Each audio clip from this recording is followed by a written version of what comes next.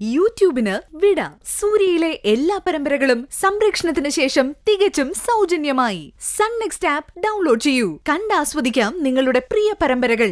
പോയത് അവിടെ അയാള് ചെല്ലുമ്പോ പ്രിയ ഉണ്ടായിരുന്നോ?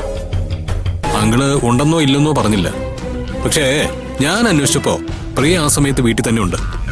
അതിനുശേഷം അങ്കിൾ ആശുപത്രിയിലാണെന്ന് അറിഞ്ഞപ്പോഴാ അവൾ അവിടെ നിന്ന് ഇറങ്ങിയത്. അപ്പോ പ്രിയയെ ഉപയോഗിച്ച് ശങ്കർ നന്ദനെ അവിടേക്ക് വിളിച്ചു വരുത്തുകയായിരുന്നു. തീർച്ചയായും അവിടെ ശങ്കർ മാത്രമാവില്ല ഉണ്ടായിരുന്നിരിക്കാൻ. സേനാപതിയാണോ ഉദ്ദേശിച്ചത്? അയാൾ ഉറപ്പായും ഉണ്ടായിരിക്കും. പക്ഷേ ഇവരെ രണ്ടുപേരെയും കണ്ട് പരിഭ്രമിക്കുകയോ പേടിക്കുകയോ ചെയ്യേണ്ട കാര്യം നന്ദനില്ല. കാരണം അയാളും അവരെ അവിടെ പ്രതീക്ഷിച്ചിരിക്കണം. അപ്പോ അവരെ കൂടാതെ ഈ കേസുമായി ഉൾപ്പെട്ട മൂന്നാമതൊരാളല്ലേ? അതെ. അർജുനും പൂജയും അവിടേക്ക് ചെല്ലുമ്പോ അവിടെ ആദ്യം ഒരു വണ്ടി കടന്നുപോയിന്നല്ലേ പറഞ്ഞത്? അതെ. അപ്പോ ആ വണ്ടിയിൽ അവിടെ വന്ന ആരോ ഒരാൾ, അയാളാണ് നന്ദനെ പേടിപ്പിച്ചു നിർത്തുന്ന വ്യക്തി.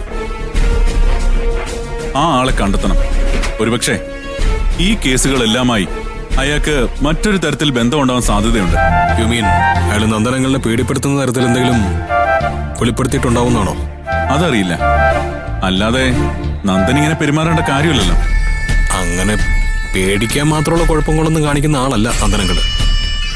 ജീവിതത്തിലായാലും പ്രൊഫഷണലായാലും എത്തിക്സ് വിട്ട് ഒരു കാര്യവും അങ്കിള് ചെയ്തിട്ടില്ല. വരട്ടെ, നമുക്ക് ധൃതി പിടിച്ച് ഒരു ഉത്തരത്തിലെത്തണ്ട. നമുക്ക് നോക്കാം.